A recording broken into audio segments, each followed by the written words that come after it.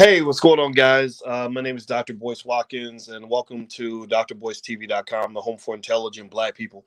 I was sitting here, and I'm working on a new book. I haven't mentioned it much, but I'm going to talk about it more, and I'm going to actually do a lecture on this book at the All Black National Convention. And the book is called "The Ten Commandments of Black Economic Power." And in this book, "The Ten Commandments of Black Economic Power," I'm choosing in this particular project to focus on family economic power, and sort of those Black wealth secrets that you don't hear about in mainstream media. You know, those things that those little leaks that we have, those little areas where money is being lost and we don't know how much money is being lost. And so one of the things I was thinking about today is family. And a lot of us have had some sort of economic experience with our family. A lot of us have been victims of what I call economic trauma.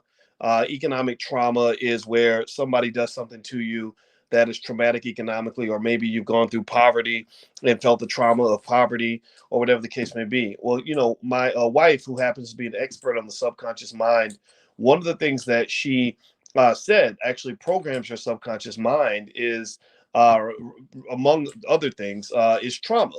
She said that trauma can make you learn how to hate something, and you don't even know why you hate it. You can be scared of something and not even know why you're afraid. It can make you hate your brother or your sister. You know, the people that you're supposed to love, the people that are supposed to be your allies and teammates in this world. You know, you end up basically feeling like they are your enemies, right? And you'd rather connect with a stranger than to connect with the people that you're supposed to be related to. And so, the three things, in case you want to know, the three things that impact your subconscious mind the most, she said, are trauma, repetition, and symbolism. Trauma, repetition, and symbolism. So if you're repeatedly traumatized, you know, over and over in your life, then you're being programmed in your subconscious mind. So I want to ask you all a question. Give me a yes or no. And I see some of you in here, Lawrence and Francis and Nathaniel and Woke Root. Sorry, I do see you all, and I want to acknowledge you. I'm doing something right now that's not letting me sort of engage as much as I want, but I wanted to speak to you. And so I wanted so let me ask you a question. How many of you um have been hit, unfortunately, with maybe some trifling ass relatives, like trifling relatives who, in particular, those who maybe will borrow money and never pay it back, or will, you know, maybe exploit, like guilt trip you into getting you to give up your money, and then screw you over. Give me a yes or no if you kind of had to deal with just, you know, horrible relatives. Like, not all your relatives are terrible, but you got that cousin that you can't even hardly talk to. You can't even get in the car with them, or you can't even be around certain people. Maybe drug addicts. Drugs did a big number to the Black community. Drugs alone probably cost Black people, probably, I'm going to guess, maybe $10 trillion in lost wealth. Like, so if they were to ask me, Dr. Boyce, what sort of reparations do you think Black people deserve just for, you know, the CIA putting crack cocaine in the Black community? I would end up guessing a number of about $10 trillion. But that's not a scientific assessment, but that's based on all the fact that so many of our families have had some sort of experience dealing with a relative who's on drugs, and it was very costly. Maybe you didn't have a mother because your mama got hooked on crack. Maybe your daddy, like my daddy was in and out of jail over some drugs, you know, and so these are real things. Like, these have real economic impacts. And when people talk about Black wealth, they tend to talk about the simple stuff, the easy stuff. They talk about Black spending power and the Black people. If we stop buying Air Jordans and new cars, we could, you know, have 1.4 trillion to do blah blah blah. And I agree with all that. I'm not going to argue with that. But what I am going to say is that there's a lot of hidden Black wealth, a lot of secrets that they don't talk about, and I think these things need to be discussed. So here's the one that was on my mind. Do me a favor, by the way, if you're listening, please hit the thumbs up button, thumbs up, share, subscribe button. We're trying to build Black media. We want Black people to be more intelligent. Some people don't like that. Some people don't want to hear Black people critically thinking. But that's what we want to do. That's our goal. Our gospel is literally Black intelligence, Black critical thinking, Black economics, all the things on this platform. So if you believe in that, I hope you'll take a second and share the video. Maybe hit the thumbs up button, subscribe to a channel, join the Black Business School. The URL is right there on the screen. We serve 148,000 students worldwide. We'd love to help you. So with that said, here's one of the things I want you to think about. Give me a yes or no on this question. How many of you have ever had a relative who borrowed money from you and did not pay you back? A relative or a close friend who borrowed money from you and did not pay you back. Give me a yes or no in the chat. if you've dealt with that. I'm going to say yes for myself. I've had that happen.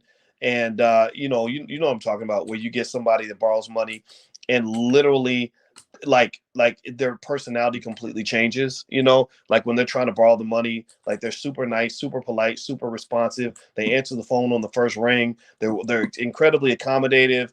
Whatever you need, whatever you want, they're making you all the promises. Oh yeah, yeah, yeah, sure, I'll give you $1 million interest, and I'll give you my firstborn child, and as soon as I get my check from Arby's, I'm gonna give you the whole check. And it sounds real good, right? And it works because this is like little cousin Pookie that you grew up with, that you've known since you were little. And because you want to be a good relative, you want to come through for Pookie, right? Like you like, okay, Pookie got my back, I got his. I'm gonna make sure he's good, because I want to be loyal and all this other stuff, right?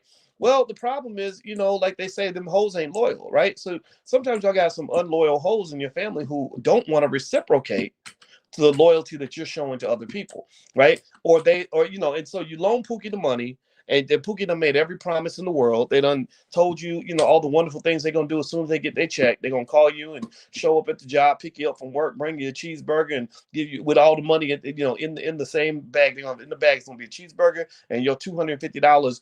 And then the day comes where Pookie gets paid, and you're thinking that Pookie's gonna give you that money back because you told Pookie 5 times. You said, "Look, man, I really need this money. I gotta pay my rent. Hey, I really need this by Tuesday. You got me. Yeah, I got you, bro. I got you, man. I got you." Right? And then Tuesday comes, you can't find Pookie. Pookie's nowhere to be found. He's not picking up the phone. He was answering on the first ring before, but now he just isn't answering at all. It's going straight to voicemail. Um, and you can't even get on the phone with Pookie. And then if you do catch up with the person, you get more excuses, a long list of excuses, right? We know how that works. And in addition to the excuses, another thing that you may run into is you may run into just complete silence.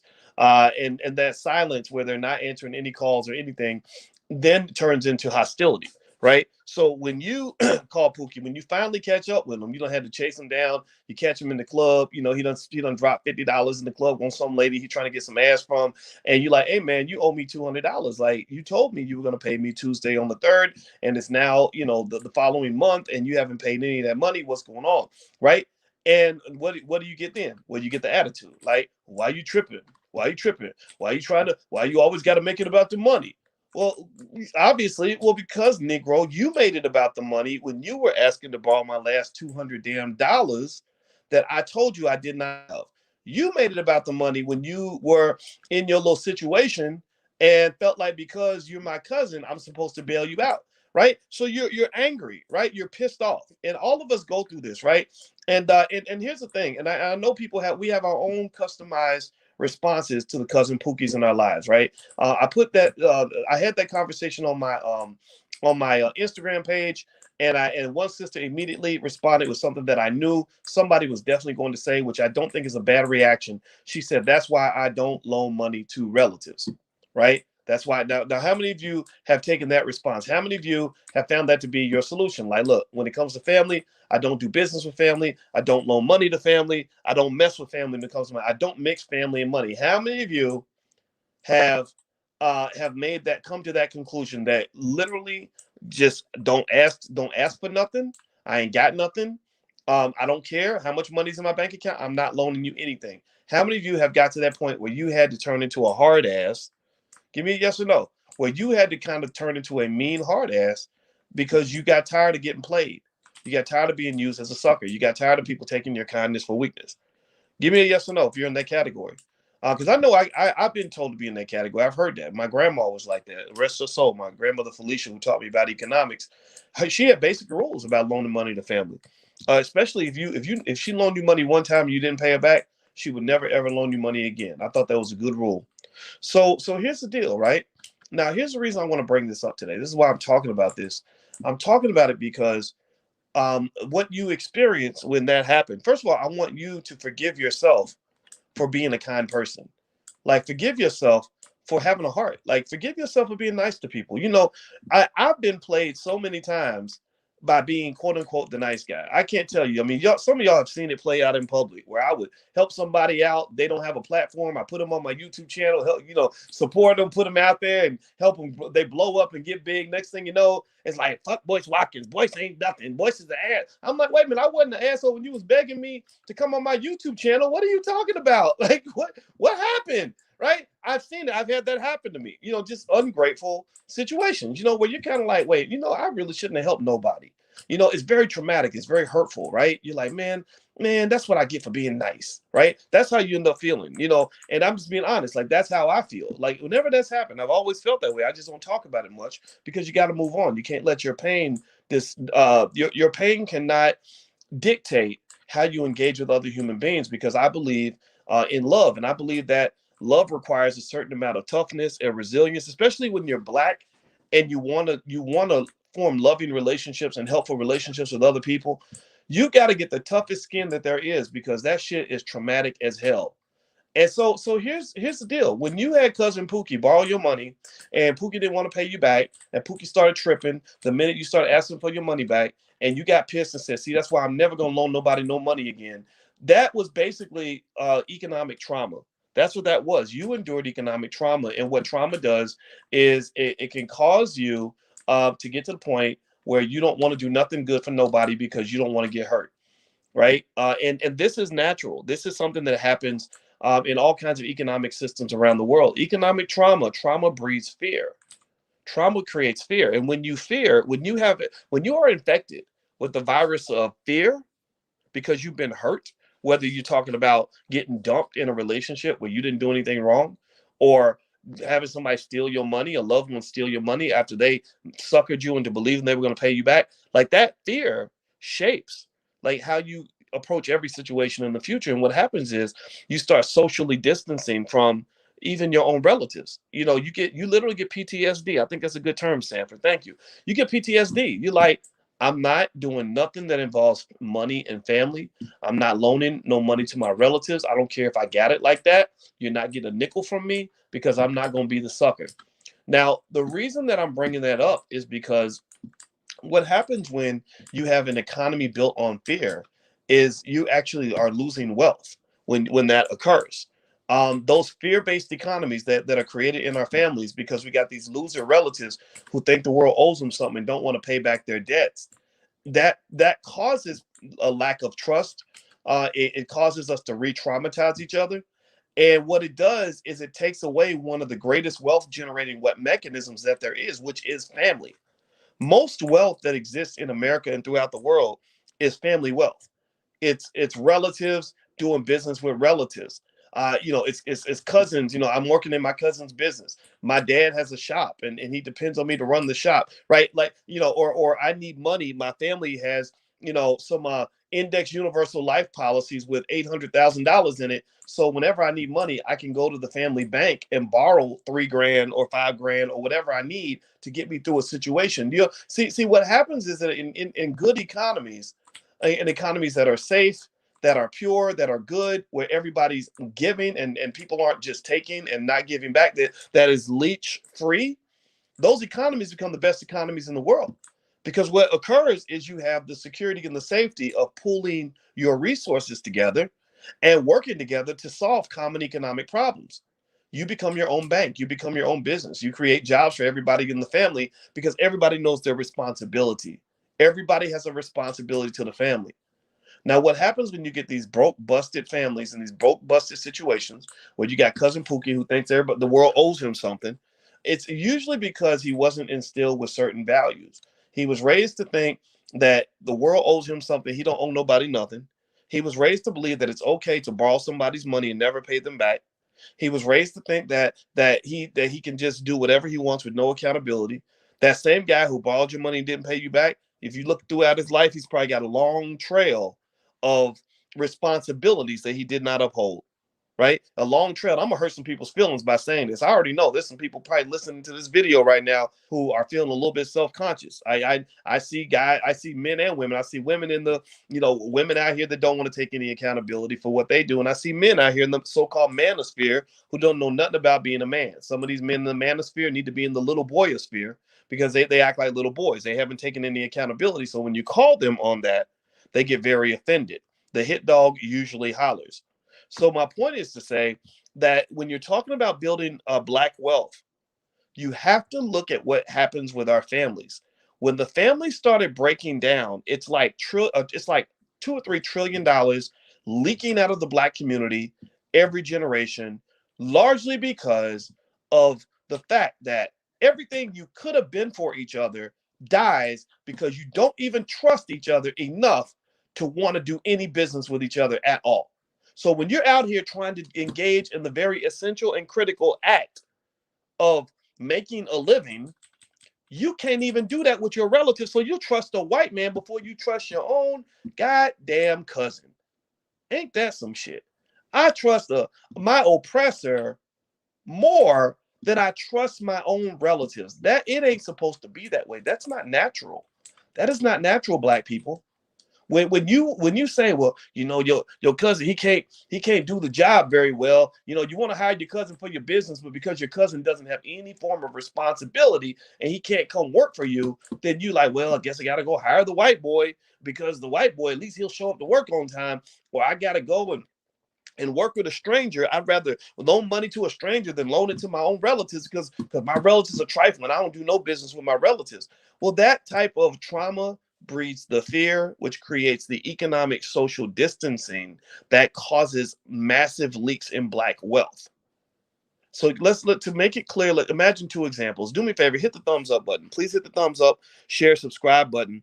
And I want you all to know also at the All Black National Convention, which is October 29th through November 1st in Orlando, John Boyd, who is the father of Victory Boyd. Victory Boyd is that singer. She's a Rock Nation artist. She sings so good that Jay-Z signed her on the spot.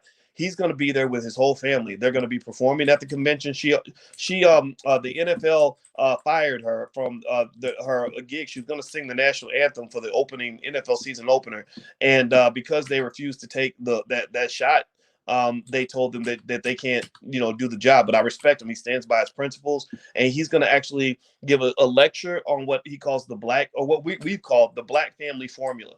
How he was able to get all 9 of his kids on code.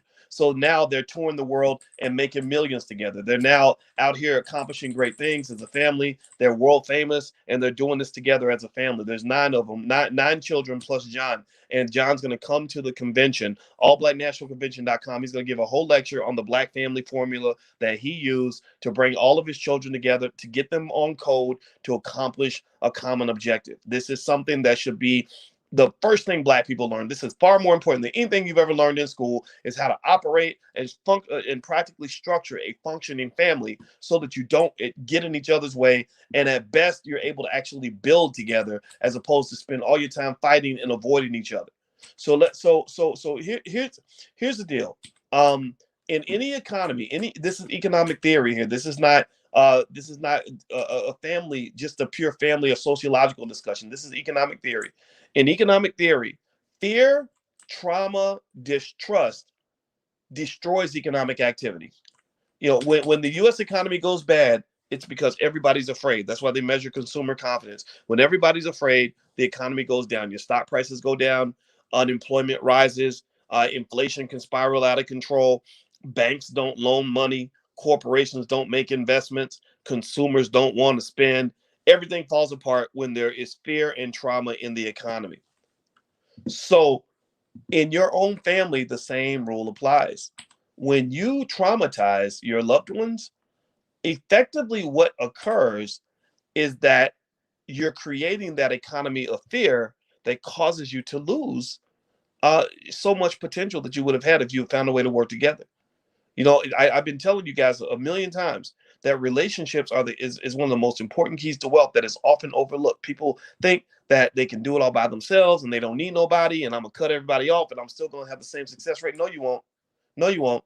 Can't do it all by yourself. You can't compete with billionaire families when you out here trying to be Superman all by yourself, because you cut off your greatest allies. Your greatest teammates are supposed to be your family. So think about some of the families that we have. A typical family in our community, in many cases, not in all cases, but in a lot of cases, is a family where, let's say you've got 3 three children in the family. Two of them are regular people that both work for white people, because 98% of all black people work for white people. So you're working for white people, you're building wealth for the white community. In exchange, they're giving you just enough money to get by. They're not giving you enough assets to actually build anything. You could start a business with your sibling, but you and your sibling can't get along because y'all don't even know how to talk to each other, because y'all just pissed each other off and maybe re-traumatize each other, or whatever. And then you got that one brother that's on drugs, and he's the baby. And so everybody, whenever he gets locked up, he's calling people in the middle of the night, asking them for bail money and everything else.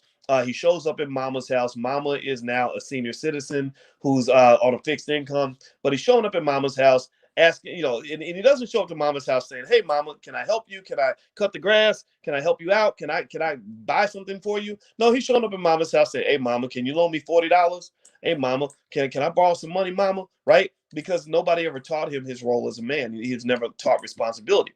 And then his siblings, again, all of these are healthy individuals that could be working together to achieve a common goal. None of that's happening because you're kind of playing this weird strugglenomics. And then you're not just playing strugglenomics where you're spending more time building white wealth than you're building black family wealth.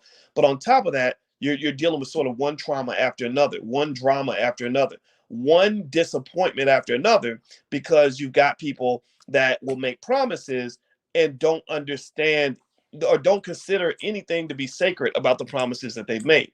Like, yeah, I'll pay you. I promise I'll pay you back on Tuesday. And then he just never shows up and repays you, because in his mind, he was always the baby and he never felt that he had a responsibility to come through for anybody. Right. So then at that point, what's happened is, I want you to not just think about all the struggle that's created in those stressful situations, all those late nights, all that stress, all those arguments, the social distancing, all the missed opportunities to be there for each other, the missed opportunities to build anything. But I also want you to think about the converse of that, what you're missing, like the parallel universe of that family. Imagine if that family was a family where everybody was raised to understand that as a member of this family, your number one objective is to do right by the family, period.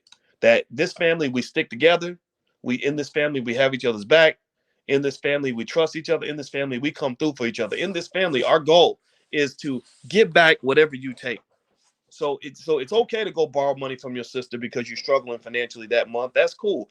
Your sister might loan you 500 because she knows you're gonna pay her back with interest, or maybe not real interest, maybe not financial interest, but she knows you're gonna over deliver. You're gonna outdo her with economic love because she came through for you when nobody else would. She gave you that $500 when nobody else was there for you. Your raggedy ass boyfriend was gone. Your friends ain't picking up the phone when you're struggling, but your sister picked up the phone and said, "I got you, sis. I'm gonna cash out the money to you right now." You are indebted to her. You are so grateful that you're gonna make 100% sure that all the joy that you felt from somebody coming through for you, you're gonna over deliver when you return the favor. You say, "Look, I owe you for life. Not only am I going to pay you back that 500, but I owe you a big favor. You let me know what you need. I'm going to come through for you to the end as if I'm coming through for myself." Now, that is a beautiful partnership. That's where you have trust, you have loyalty, you have all the building blocks of a beautiful family and a wonderful economy. Think about this now. Now you've got this foundation of trust with a group of people where you can all come to each other. If anybody has an economic problem, then it's everybody's problem, because everybody knows that it's okay, it's safe to pay it forward. That if I come through for you, I ain't got to worry about whether you're going to come through for me. I know you're going to come through for me because you probably already have. That's awesome, right? Right? And this is a culture. This is the code.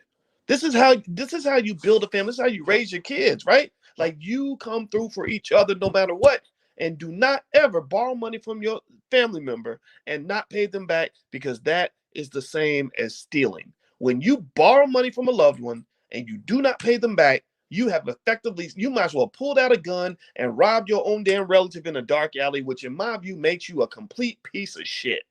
Seriously. So let's get it right, people. I'm not really talking to everybody. Some people are addicted to this nonsense. They're addicted to the niggerology. They like that ridiculous drama. That's all they know. That's what they were trained on. But the people that get ahead, the people that have these strong economic families, tend to be people that operate on a code of conduct. No, you don't. No, if you borrow money from your cousin, you pay your cousin back. And if you cannot pay your cousin back, you remain in constant communication and you consistently apologize and you do everything in your power to make things right because you know that they needed that money they loaned you. They loaned you that last $500. You are sensitive to the fact that they need that money and you're not running around here acting like they never did nothing for you. I think that's just kind of weird behavior, and I don't understand where it comes from. I suspect that maybe it comes from the fact that in a lot of the families, like when I see men that do this, a lot of times it's because it's some man who never really had maybe a daddy that would get in his ass about his responsibility, and maybe his mama felt guilty because he didn't have a daddy, so kind of like made excuses for him his whole life and kind of let him get away with stuff as like he's a little baby, and then the next thing you know, you got a 40-year-old baby. That's why these rappers, think about it, look how many rappers we have that are 35 years old and call themselves babies. Why would you want to be the baby, little baby, baby this, baby that? I don't understand that. I don't understand why grown men want to be a baby. But I think that's an interesting metaphor because if you remember the movie Baby Boy kind of covered all that, 2 decades ago. John Singleton covered that, where you got these grown men who are raised to be babies. And the way a baby kind of operates is a baby's like, I don't owe anybody anything. I cry when I have a problem because I can't really solve it. And also as a baby, I can take, and I don't have to give anything back. I don't have to think about what I've taken from others, the trauma I've inflicted on others. And I want you to just spend the moment for a second when you get a chance. And I want you to reflect on some of the trifling people that you probably know in your own world, in your own family, who have caused unimaginable amounts of pain for others. Pain toward their children because they weren't there for their children. Pain toward women or pain toward men. You got women out here that have that same mindset, right? So at the end of the day, I just really think that when you're talking about lost Black wealth, you have to talk about family structures. And I'm telling you, when the white man did a number on you, when he destroyed your families and took away the structure of families and accountability and responsibility, he took trillions of dollars out of your pocket for that. But a lot of people aren't even going to notice it because it's a very subtle kind of wealth extraction. It's something that you won't see if you don't understand how wealth works. Wealth comes from family and wealth comes from relationships. So if all your family and all your relationships is torn apart, then it's very hard to build any wealth, and you're probably going to lose wealth because you can't do it all by yourself. So that's my 2 cents on the issue. That was on my mind. I appreciate you hearing me out because I was thinking about this today, and as I was working on my book, my next book is called The 10 Commandments of Black Economic Power. And I'm going to do a lecture on this book at the All Black National Convention, which is in Orlando, the weekend of October 29th through November 1st, on the Monday, the Monday, the last day of the convention. I'm going to do literally a deep dive training on some of the things I've discovered in the research that I put into writing this book. And maybe it can be some sort of a blueprint for those of you that are looking to build true economic power, independent economic power for your family. I'm telling you, your family, that's the secret sauce. That is your secret juice. That is your multi-million-dollar play for those of you that are smart. And those people that don't want to invest in family, like maybe if maybe you're a guy who says, hey, I love being single. I'm gonna be single for life. Even when I'm 90 years old, I'm not knocking that. But I can say you might want to reconsider that strategy, because when you pour into those children, those are the ones who are going to be pouring into you when your old ass is old and gray and tired and raggedy, and you ain't sleeping, you ain't got 50 girlfriends no more, and you barely can get out your chair. I'm telling you, those kids are the ones that'll come through for you and have your back. So pour into something while you're young so that people will pour into you while you're old. I thought about that a lot. I would look at like some of the guys, like I would look at the old man in the nursing home who's the sweetest old man. Maybe he's 90 years old, and nobody would come to visit him in the nursing home. And I would say, why would there be a 90-year-old man sitting in the nursing home and there's nobody there to come see him? Mr. Wilson gets super sick, and nobody cares. Like nobody's even checking on him. Well, a lot of times it's because he never invested in anybody when he was young. When he was young and had all the freedom and the energy, Maybe he was investing in a new vagina every week, or maybe he was investing in a liquor bottle, or maybe he was investing in, gambling or whatever it was that he did that made him feel young and free and everything else. But he wasn't pouring into any young person that was going to be there for him long term. So to me, that's a bad investing strategy, because that means that because when you don't plant seeds, you don't have a harvest. So Mr. Wilson is sitting in the nursing home by himself with nobody caring that he was sick this week, because Mr. Wilson never planted a seed. So that's why he doesn't have the harvest. So investing is far deeper than just, IRAs and 401ks and stock market portfolios. It's all about what you do with the resources that you have at your disposal, everything from your time to your love to your family and everything in between. So keep that in mind as you build wealth. I hope you go out and make $1 trillion. I hope your family becomes great. And thank you for listening. This was on my mind, so I thought I wanted to share it. Don't forget that tomorrow night we're doing the book club. We're going to read more of Dr. Claude Anderson's book, Black Labor, White Wealth, where we are exploring all the reasons why white people owe you at least $14 trillion. And I'm not voting for any Democrat or Republican until they start talking about their reparations package. And we're digging deep, and we're on page 82, and we're literally going to march through this entire book, and we're going to march through all of Dr. Claude Anderson's books first, and then we're going to dig into other books. It's going to take probably years to do this, but we do this every Wednesday night at 8:30. It's free. You also get free access to my life class in the Black Business School. It is literally the formula for greatness.